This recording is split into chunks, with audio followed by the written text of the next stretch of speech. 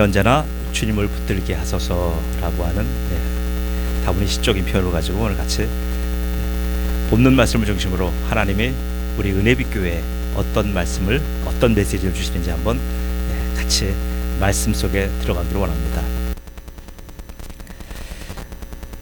안디옥 교회가 지금 등장하고 있습니다. 안디옥 교회는 역사상 두 번째 교회입니다. 그럼 안디옥 교회가 등장하면서 안디옥 교회는 부쩍 아주 바람직한 모습으로 성장하고 있습니다. 우리가 지난주 봤어요. 디모데전서 2장 4절에서 6절 이렇게 말씀을 보시면 그 말씀대로 안디옥 교회가 성장하는 모습을 볼 수가 있습니다. 한 분 하나님을 아주 처음부터 담대하게 믿지요. 그리고 중보자 한 분 예수 그리스도, 그분에 대한 변함없는 믿음과, 그리고 중보자가 대속물로 오셔서 우리의 모든 죄를 해결했다고 하는 기독교의 근본 진리를 붙든 교회가 바로 안디옥 교회라고 하는 말씀을 지난주에 드렸습니다. 그러면 안디옥 교회에 반해서 예루살렘 교회 첫 번째 교회는 지금 어떤 모습입니까? 우리 그 모습을 지금 같이 한번 보기로 원합니다. 지금 오늘 12장 말씀은 그 예루살렘 교회의 지금 모습을 비춰주고 있어요. 예루살렘 교회가 어떤 교회였습니까? 바로 첫 하나님이 이 땅에 처음으로 주신 교회예요. 교회사적인 역사와 함께 그 가치는 굉장합니다. 그런데 지금 이 첫 번째 교회가 실수한 것이 있어요. 무엇이냐 하면 바로 그들의 열정과 하나님이 그들에게 부어주시는 놀라운 축복이 있었습니다. 그건 우리가 사도행전 2장에서 너무나 잘 알고 있어요. 교회가 너무나 아름답게 성장했습니다. 지금도 많은 교회와 교단들은 교회의 원형을 어디다 두냐면 그 예루살렘 교회에다 둡니다. 그러나 저는 조금 다릅니다. 자, 그렇게 잘 성장한 교회인데도 불구하고 지금 이들의 문제가 뭐였냐 하면 복음과 율법을 혼동하는 거예요. 지금 이거는 현재 교회도 마찬가지입니다. 지금 많은 분들이 신앙생활을 하며 많은 교회가 있지만 지금 정녕 교회와 성도의 문제는 뭐냐 하면 어떤 문화적인 것, 사회적인 문제, 소득과 그리고 우리의 지금 여러 가지 삶에서 만나는 문제들, 그게 교회 문제 아닙니다. 교회의 내적인 근본적인 문제는 뭐냐면요, 복음에 대한 몰 이해입니다. 복음에 대해서 정확하게 이해를 하지 않으면 어떤 사람이 되냐면 성경에 대한 지식은 많지만 하나님에 대한 지식은 부족해져요. 아니 목사님, 성경에 대한 지식과 하나님에 대한 지식이 다르다고요? 예, 다릅니다. 우리가 성경에 관한 전문가는 될 수 있어요. 그러나 내가 하나님을 경험하며 그 하나님과 함께 살아가는 하나님의 그 지식은 내가 일천할 수가 있어요. 이게 비극이에요. 많은 분들 보십시오. 지성적이고요, 성경 지식이 뛰어나고요, 아는 신학적인 내용이 풍부합니다. 그러나 그분들 속에 예수의 생명이 있는지, 예수의 사랑이 있는지, 그분들에게 복음의 열정이 있는지 한번 여러분 확인해 보셔요. 왜 우리가 이단들에 대해서 공격합니까? 이단들을 왜 받지 않습니까? 그분들이 성경에 관한 지식이 없어요? 우리보다 더 어떤 면에 더 뛰어난 점이 많아요. 그러나 그들은 하나님을 경험하고 있지 않아요. 하나님에 관한 지식이 없는 거예요. 하나님에 관한 지식은 단지 내가 어떤 지성적으로 아는 그런 지식이 아닙니다. 내 인격으로 부딪혀서 만나는 지식이에요. 예루살렘 교회가 이게 부족했던 겁니다. 너무나 교회가 부흥하고 승승장구하고 외치기만 하면 3,000명이 모이고 5,000명이 모이고 폭발적으로 증가하잖아요.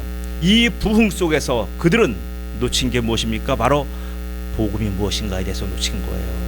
그러니까 이들은 지금 교회가 확장되는 걸 보고 이들이 뭘 했습니까? 맞아, 예수가 하신 일도 옳지만 모세가 한 율법의 전통을 버릴 수가 없는 거야. 모세가 지금 우리에게 준, 지금 1400년 동안 준 이 율법, 이 율법의 정신과 율법은 너무나 훌륭한 거야라고 하는 속에서 이것 가지고 많은 다툼과 분쟁을 했던 거예요. 어느 정도로 심했냐면요, 11장에 봤습니다. 자기 교회 지도자가 누구예요? 베드로잖아요. 베드로를 위한 사도예요. 근데 베드로한테도 따지는 거예요. 베드로 선생님, 왜 지금 저 고넬료라고 하는 이방인을 만나서 그들과 함께 식사합니까? 그들은 할례 받지 않은 사람입니다. 왜 그들과 함께 율법의 정결례를 어깁니까? 다투는 거잖아요. 그리고 더 나가보면 15장에도 그런 내용이 나옵니다. 지금 안디옥 교회가 잘 성장하고 있어요. 성장하니까 예루살렘에서 온 바로 예루살렘 교인들 지도자들이 몇 명 안디옥 교회에 내려가서 뭐라고 합니까?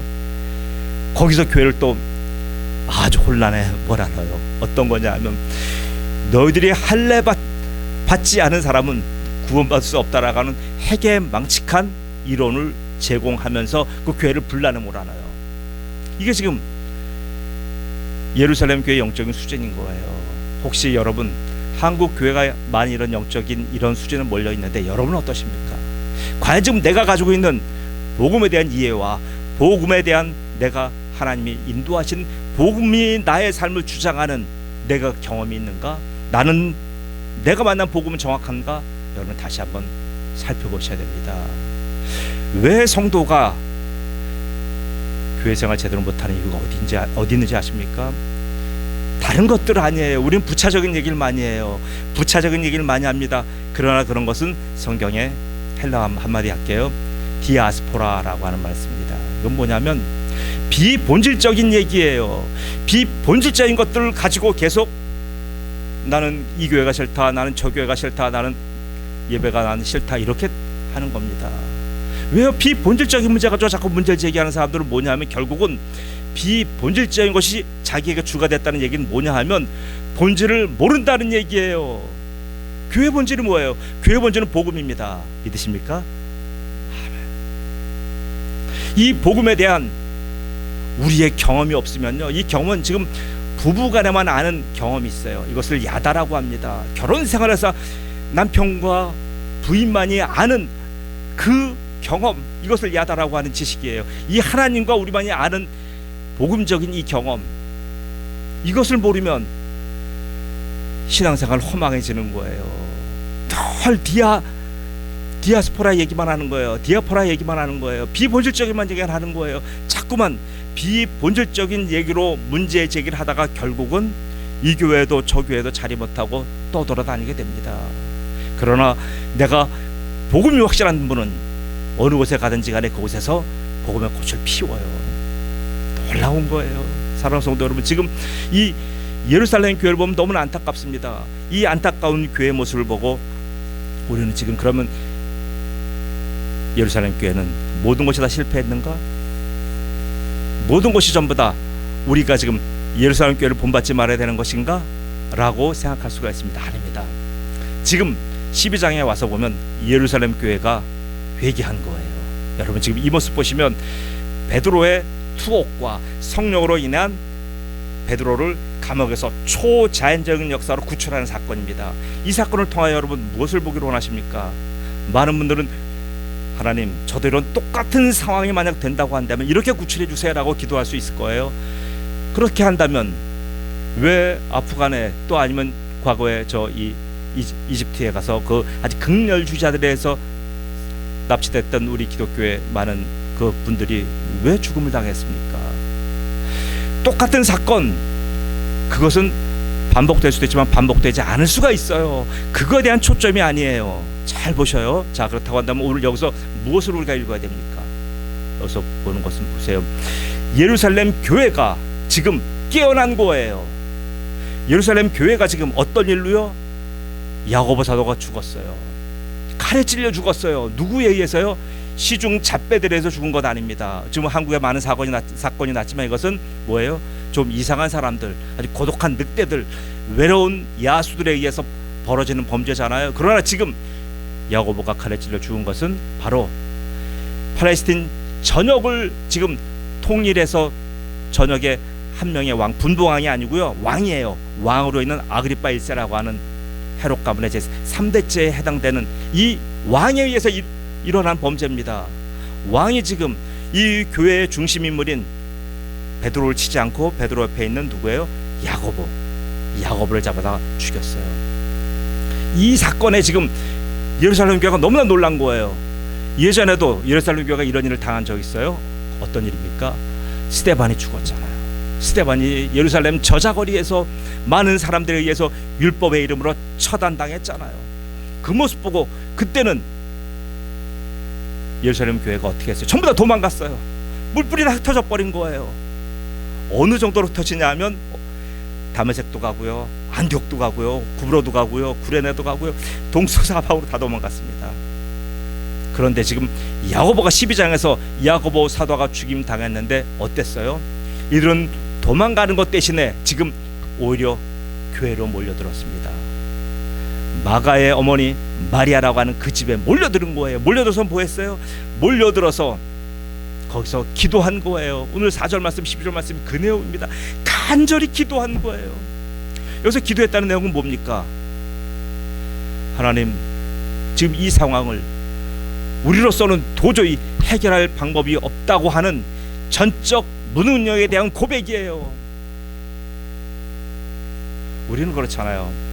어떤 많은 사건들을 만나면 그 사건들을 주님 앞으로 가져오기 전에 먼저 우리의 세상적인 방법을 동원하잖아요. 아프면 병원 가고, 여러 가지 문제 생기면 그 문제를 해결하기 위해 우리는 전부 다 동문서주하잖아요. 왜요? 그건 뭡니까?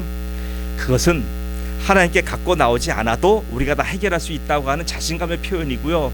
또 그렇게 우리가 그렇게 학습된 겁니다. 그래서 우리가 아주 편안하게 잘 해결해, 또 많은 부분이 그렇게 다 해결이 돼요.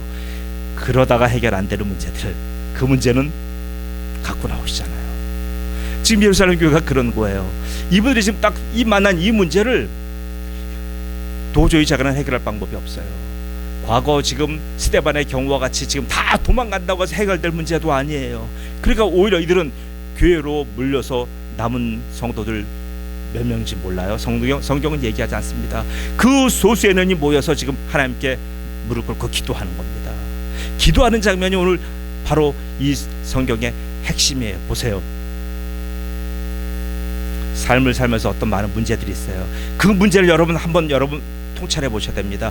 이 문제가 무엇 때문에 온 것인가? 이 문제가 경제적인 문제인가? 아니면 이 문제가 어떤 세상의 여러 가지 삶의 문제인가? 관계의 문제인가? 일터의 문제인가? 여러분 잘 한번 보셔야 돼요. 영적 통찰을 하시길 바랍니다.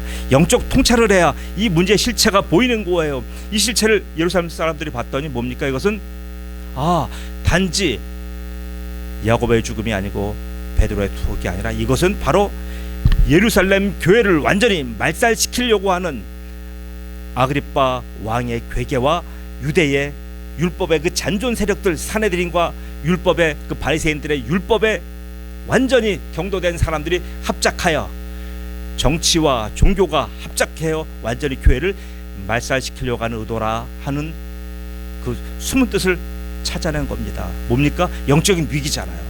이 영적인 위기를 영적인 통찰로 찾아낸 거예요. 그래서 이들은 어떻게 합니까? 이 영적인 위기를 우리가 어떻게 풀 수 있습니까? 라고 주님 앞에 그 문제 갖고 나와서 기도하는 겁니다. 기도했더니 바로 하나님께서는 무엇을 보여주십니까? 이들에게 지금 닥치고 있는 자기들의 영적인 실체가 보이는 거예요. 자기들 영적인 수준이 보이는 거예요. 그 영적인 자기의 수준을 보고 반성하고 회개하여 주님 앞에 돌아서는 겁니다. 하나님, 지금 우리가 이런 상황 속에서 왜 이런 상황이 우리한테 왔는지에 대한 자기들의 적나라한 영적인 실체를 오늘 발견하게 된 겁니다. 사랑하는 성도 여러분, 여러분의 삶 속에서 많은 문제들을 만나실 수 있어요. 그 문제들에 여러분 사소하게 그냥 습관적으로 바라보지 마십시오. 그 문제 하나하나에는 참새 한 마리도 하나님이 허락하지 않으시면 떨어지지 않는 그런 성경의 원리인데, 어째 지금 내가 당한 이 문제가 아무런 의미가 없단 말입니까? 반드시 문제가 있는 거예요. 그거에 대한 영적인 통찰을 하셔야 돼요. 지금 코로나가 만연하니까 코로나 환자가 5만이다 20만이다 여러 가지 말이 있으니까 내가 코로나 걸렸구나 라고 볼 수 있어요. 코로나 걸린 분 입장에서 본다면. 그러나 한번 다시 보셔야 됩니다. 혹시 이 코로나 걸린 데서 내가 영적인 혹시 해이는 없었던가? 하나님 앞에 있어서 내가 혹시 영적인 나의 태만은 없었던가? 지금 하나님 내게 원하시는 하나님의 원하심이 없었던가? 라고 한번 돌아보셔야 됩니다. 왜요? 그때가 기도할 때이기 때문에 그래요. 매사가 우리가 이런 식으로 봐야 되는 거예요. 제가 이번에 어떤 시험을 떨어졌습니다. 시험을 떨어지면 시험이 내가 공부하는 새가 떨어졌다 이렇게 보잖아요. 그러나 떨어진 그 이유와 과정과 이 떨어진 과정 속에서, 결과 속에서 도대체 하나님이 내게 무엇을 말씀하시는가 라고 보시면 거기에 영적 통찰 하시면 여러분 내가 보지 못하던 것을 보이게 됩니다. 이게 신앙의 사람이에요. 매사를 그냥 상식선으로 풀어나가려고 하지 마십시오. 지금 예루살렘 교회가 너무나 승승장구하다 보니까 이렇게 매사를 상식선에서 풀었습니다. 풀다가 결국은 이제는 자기들이 해결하지 못하는 그런 중체대한 문제를 만나게 된 거예요. 여러분, 영적인 통찰은 어떻게 보면 영적인 습관인 거예요. 제가 왜 이런 말씀 드리냐면 그냥 상식적으로 해결하면 나 넘어가요. 그러나 그렇게 하다 보면 결국은 나중에 아주 심각한 문제가 생겼을 때도 역시 영적으로 둔감하여 자기가 해오던 방식대로 할 수가 있기 때문에 그래요. 그러나 늘 영적인 통찰을 하고 하나님이 이 사건을 통해 내가 무엇을 말씀하시는가라고 하는 하나님의 관점을 계속 내가 조명해 본다고 한다면 어떤 심각한 상황이 생겨도 우리는 그 상황에서도 요동하지 않을 수 있어요. 그 상황에도 우리는 아주 담대하게 사망 언어에 쏘는 것이 무엇이냐라고 하면서 그 문제를 이겨낼 수가 있어요. 믿으십니까? 이게 바로 영적인 훈련인 거예요. 우리가 어떤 예루살렘 교회는 지금 그 사건을 지금 여러 가지 사건을 겪으면서 이런 교훈을 얻은 겁니다. 그래서 이 사람들은 지금 기도해요. 여러분, 이 기도의 전사는 나왔습니다. 그래서 이분들이 지금 예루살렘 교회가, 저는 부정적인 것만 얘기하는 것 아니에요. 이분들이 그래서 이제는 기도하는 교회로 바뀌었다는 역사예요. 사랑하는 성도 여러분, 교회가 한 단계 업그레이드되고 교회가 말씀이 흥황되고 부흥된다고 하는 것은 무엇입니까? 사람이 좀 많이 모이는 것, 교회 재정이 많이 들어오는 것 아니요. 그거 아니에요. 땅을 사서 건물을 짓는 것, 그건 더더군다나 아니에요. 그 교회 본질과 무슨 상관이 있습니까? 아니, 그 건물은 하나님 하늘나라 갈 때 가져가십니까? 아니잖아요. 정녕 문제는 뭐냐 하면요, 여러 가지 문제를 만날 때마다 성도들이 바로 기도의 자료로 나오는 그 역사예요. 그것이 바로 교회 부흥이에요. 사랑하는 성도 여러분, 기도하지 않고 제가 말씀 전할 때 과연 그 말씀이 은혜가 있겠습니까? 기도하지 않고 말씀을 여러분이 듣는다고 하신다면 과연 그 말씀이 여러분의 삶을 움직이겠습니까? 똑같은 거예요. 교회가 기도하지 않고 하나님께 무릎 꿇지 않고 기도한다는 것은 바로 하나님의 전적인 주권을 인정한다는 행위예요. 이것이 교회입니다. 교회의 영적인 훈련은 오히려 하나님 앞에서의 나의 전적인 무능력을 드러내는 자리예요. 저도 강남에서 신앙생활 해봤어요. 강남에 많은 교회가 다 그런 건 아니지만 문제점이 뭐냐 하면 교회가 오면 자기의 무능력을 자랑하는 데가 아니에요. 자기의 능력이 있음을 자랑하는 거예요. 내가 사회적인 이런 지위가 있고요, 내가 이런 부가 있고요, 내가 이런 거대한 내가 업체를 거느리고 있고요, 내가 이렇게 학교에서 교수고요, 그런 것을 자랑하는 거예요. 여러분, 교회가 그런 데입니까? 아니요. 교회는 나의 무능력을 드러내는 자리예요. 하나님, 제가 비록 교수지만 제가 이렇게 무지한 놈입니다. 제가 교만으로 가득 차 있어서 지금 하나님의 말씀에 대해서 전혀 들어도 듣지 못하고 깨닫지 못하는 영적인 제가 아주 암울한 존재입니다라고 하는 자기의 무능력을 봐야 돼요. 그렇지 않습니까? 교회 나와서 여러분 무엇을 보기를 원하십니까? 저 사람이 입은 옷을 봅니까? 저 사람의 지금 가정 형편을 봅니까? 저 사람의 지금 여러 가지 사회적인 지위를 봅니까? 아니요. 그런 것은 교회와 상관없어요. 한완상 교수가 지식인과 허위의식이라는 책을 썼어요. 여러분, 지식인과 허위의식이 가장 많은 데 중에 하나가 잘 나가는 교회입니다.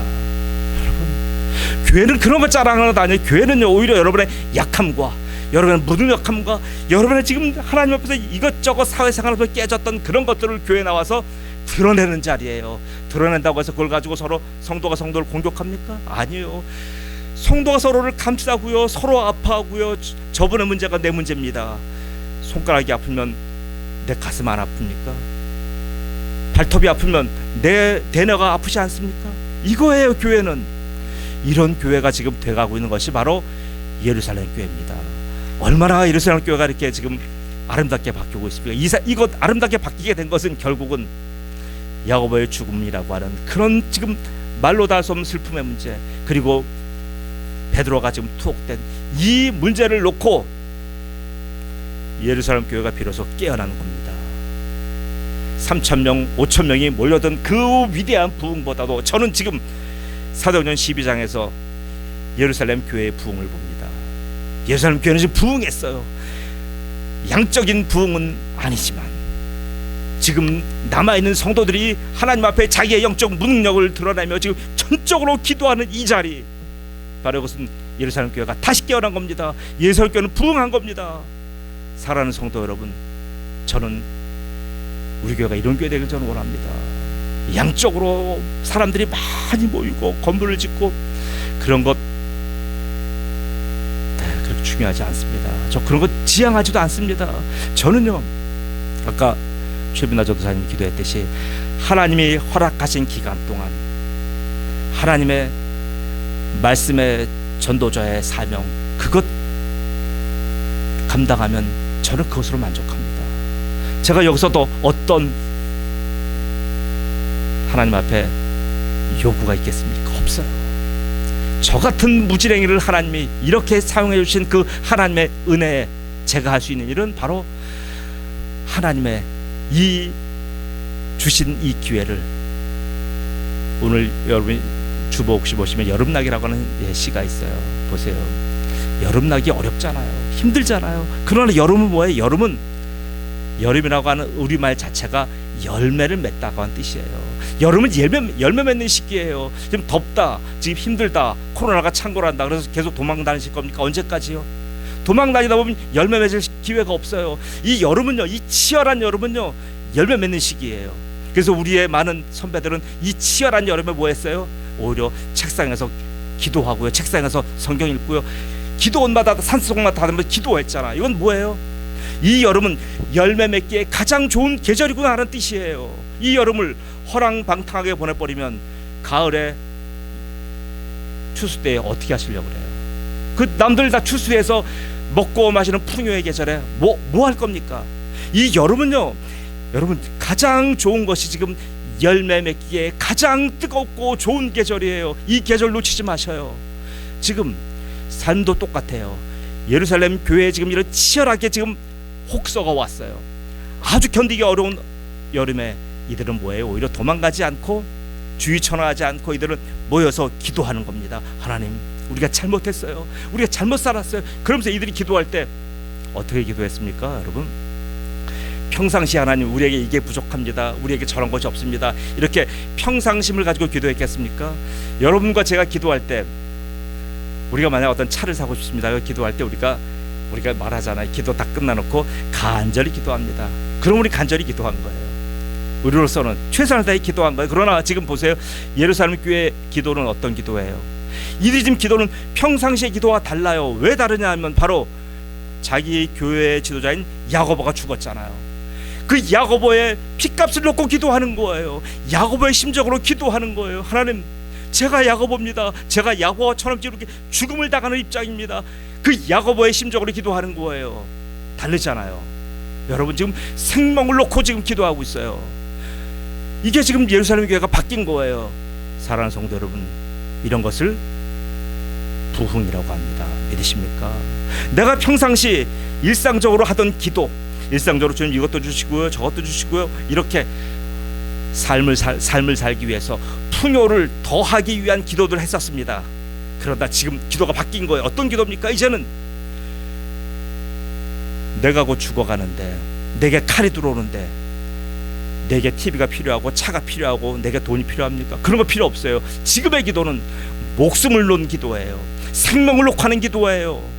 지금 피의 기도를 드리는 거예요. 지금 야고보의 이 죽음을 맞이한 성도들은 그 야고보의 피값으로 지금 기도하는 거예요. 피는 생명이잖아요. 레위기 말씀 17장 11절 말씀에 피는, 육체의 피는 생명인 거예요. 그 생명을 놓고 기도해요. 누구의 생명으로요? 야고보의 생명을 놓고 기도하는 거예요. 그런데 야고보의 생명을 놓고 기도하다 보니 누가 보입니까? 야고보의 생명은 오고 간 데 없고, 자기들을 위해서 골고다 십자가에서 흘리신 예수의 피, 그 피가 지금 들어와서 예수의 피값으로 놓고 기도하는 겁니다. 이게 부흥 아닙니까? 이게 복음을 지금 경험하는 것 아닙니까? 사랑하는 성도 여러분, 여러분이 성경 말씀 많이 아는 것 굉장히 소중합니다. 많이 암송하는 것 굉장히 중요해요. 하지 말라는 거 아니에요. 하십시오. 그러나 더 중요한 건 뭡니까? 바로 말씀이 내게 실제화가 되는 거예요. 그리고 내가 주님 앞에 매어 달릴 때 바로 예수님의 이름으로 간구하는 거예요. 예수님의 그 피값으로 간구하는 거예요. 그러니까 여러분 지금 기도는요 비상시에 하는 거예요. 아주 비상하고 비장한 마음으로 하는 거예요. 사랑하는 성도 여러분, 지금 우리가 일상적으로 계속 습관적으로 드리는 가장 우리에게 지금 아주 치명적인 무기와 같은 아주 그 기도가 뭐예요? 밥상머리 기도잖아요. 그냥 머리 꿈뻑하고 넘어가는 이 기도, 이 습관적인 기도 때문에 결국 뭐예요? 우리가 예수의 피값으로 놓고 하는, 예수의 생명으로 놓고 하는 기도에 대해서 우리가 너무나 자꾸 둔감해지잖아요. 사단은 우리한테 얘기하는 거야. 기도해, 교회도 나가도 괜찮아, 다 해. 그러나 예수의 생명으로는 하지 마, 이거예요. 결국은 지금 여러분이 이 자리에 앉아 계신 것도요, 여러분이 지금 우리가 이 예배를 예수 그리스도의 이름으로 드리는 것도요, 우리가 예배 말미마다 예수의 이름으로 기도하는 모든 것이 뭡니까? 바로 예수의 피값으로 하는 거예요. 하나님은 우리를 보시고 우리 각자의 죄를 보시는 것 아니에요. 하나님 바로 우리 위에 임하신 예수 그리스도의 그 피값을 보시고 우리의 예배를 흠양받으시고 하나님의 은혜를 쏟아부어 주시는 겁니다. 믿으십니까? 아멘. 예수님의 피값을 만약에 내게서 제한다고 한다면 그 기도가 과연 얼마나 하나님 앞에 상달되겠습니까? 사랑하는 성도 여러분, 그래서 하나님의 약점이 있어요. 하나님은 전능하신 분이지만 하나님이 굉장히 약하신 부분이 있어요. 그 약하신 부분이 뭐냐 하면 아들에 관한 겁니다. 아들이 아버지 하시면 그 아버지는 마음이 약해지는 거예요. 그 아들은 그 아버지가 아버지의 뜻을 행하기 위하여 이 땅에 육신의 몸을 입고 오셔서 육신으로 우리의 모든 고통과 우리의 인간이 경험해야 될 모든 아픔을 다 스스로 경험하시고 바로 가장 처절한 모습으로 인간의 죄값에 죄인의 모습으로 죽은 거예요. 그 아들 예수를 보시면 하나님의 마음은 얼마나 찢어지고 아픕니까? 하나님의 심장 속에 그 아들 예수가 있는 거예요. 그래서 아들 예수가 아버지라고 하시면 아버지는 꼼짝 못 하시는 거예요. 그래서 예수님이 이 땅을 떠나시면서 이제까지 너희가 아무도 구하지 아니하였으니 이제는 내 이름으로 구하라, 그리하면 너희에게 다 주시리라고 말씀하신 거예요. 요한복음 16장 내용이에요. 바로 이제 우리는 무엇으로 기도합니까? 예수의 피값으로 기도하는 거예요. 예수께서 아버지를 향해서 왜 아버지여 어찌하여 나를 버리시나이까라고 하던 그 간절함과 절규하는 아들의 마음으로, 아들의 이름으로 저희는 기도하는 겁니다. 그렇게 기도할 때 하나님께서는 이런 초자연적인 역사, 이것보다 더 큰 역사도 일으키셔요. 여러분, 왜 조용기 목사님이 그렇게 어마어마한 많은 역사의 주인공이 되었습니까? 그분의 능력입니까? 아니요. 바로 예수의 이름으로 붙들고 예수의 생명의 그 피값을 놓고 기도했잖아요. 저희가 순복음에서 배울 거 바로 그겁니다. 그들이 실수한 부분도 있어요. 무조건 모든 부분에서 전부 다 주십시오, 이것도 주시고 저것도 주시고 하는 일상생활에까지도 전부 다 그들은 오히려 너무나 과도하게 예수의 피를 전부 다 적용해서 예수의 생명으로 전부 다 기도했습니다. 자, 이게 잘못됐습니까? 아니요. 많은 부분이 잘못된 것도 있지만 여러분, 또 한 부분에 있어서 우리에게 주는 교훈이 뭐예요? 예수의 생명, 예수의 피값은 나의 구원만 놓고 하는 것이 아니구나. 나의 구원에만 예수의 피값이 소용되는 것이 아니라 내 모든 삶 속에 전부 다 내가 외치고 기도하고 간구하는 모든 기도 제목은 예수의 피값으로 드리는 거구나라고 하는 것을 우리에게 실질적으로 보여줬어요. 그래서 저는 그래서 조영희 목사님 생각할 때마다 저는 그걸 배웁니다. 사랑하는 성도 여러분 어떻게 기도하십니까? 아들이 아빠한테 달라고 할 때 대충 달라고 하면 대충 안 주잖아요. 그러나 아들이 그 아빠한테, 아빠, 우리 형이 아빠가 제대로 안 해줘서 그 형 죽었잖아요. 그렇다면 그 형의 이름을 걸고 만약에 아버지한테 돈 달라고 해봐요. 아버지는 마음이 미어져서라도 둘째 아들한테 자기의 모든 것을 내주는 거예요. 여러분, 인간사도 이런데요. 하나님은 어떠십니까? 하나님은 우리가 그 아들 예수의 피값을 놓고 기도할 때 하나님은 너무나 마음이 약해지는 거예요. 그래서 하나님은 아들 피값으로 놓고 기도할 때마다 하나님은 우리를 지켜보시고 기도를 듣고 계시는 거예요. 사랑하는 성도 여러분 지금 삶에 어떤 문제 있으십니까? 다 삶이 평탄하다고요? 모든 것이 다 잘 되고 있다고요? 나는 그렇게 큰 기도, 제가 많이 물어봐요. 뭐 기도 제목 있습니까? 아니요, 특별한 기도 제목 없어요. 너무나 편안하다는 얘기예요. 정녕 그러십니까? 정녕 여러분의 삶 속이 그렇게 다 편안하십니까? 아니요. 여러분, 지금 여러분이 그렇게 말씀하시는 이유는 여러분 속에 영적 통찰력이 없어서 그래요. 영적인 통찰력을 가지고 한번 바라보세요. 바라보신다고 한다면 지금 도처가 지금 얼음판이고 도처가 지금 지뢰밭이에요. 성도가 살아가는 삶은 지뢰밭을 통과하는 겁니다. 이 지뢰밭을 통과할 땐 누가 가야 돼요? 앞에 대지뢰 전차가 앞에 나가서 공못을 뚫어줘야 되는 거예요. 사랑하는 성도, 그것이 바로 뭐예요? 바로 예수의 이름이에요. 예수의 핏값이에요. 예수의 핏값 붙잡으셔야 됩니다. 예수의 핏값 붙잡고 이제 여러분 하셔야 될 게 뭐예요? 기도하셔야 됩니다. 이것을 영적인 부흥이라고 하고, 이것을 바로 예루살렘 교회가 우리에게 지금 뒤늦게나마 보여주는 거예요. 그리고 나서 예루살렘 교회는 오늘 12장과 다음에 15장에 한번 잠깐 나오고 역사 속으로 사라집니다. 역사 속으로 사라지면서 결국 예루살렘 교회가 우리에게 주는 교훈은 뭐예요? 바로 예수의 핏값으로 기도하라 이거예요. 예수의 핏값으로 기도했더니 지금 감옥 속에 있었던 곧 죽어야 될 베드로가 너무나 초자연적인 역사로 말미암아 우리와 똑같은 자유함을 얻었다라고 하는 것을 얘기해 주잖아요. 그건 뭡니까? 하나의 신뢰고 하나의 사건이에요. 지금 성도 여러분이 만나는 모든 삶에 있어서 이런 자유를 보기를 원하십니까? 이런 해방감을 맛보기를 원하십니까? 이런 문제 해결을 보기를 원하십니까? 하신다고 한다면 이제 여러분 방법은 하나입니다. 이제까지는 여러분이 구하지 않으셨지만 이제는 바로 이제부터는 예수의 이름 놓고 기도하셔요. 예수의 핏값으로 기도하세요. 예수의 생명값으로 기도하셔요.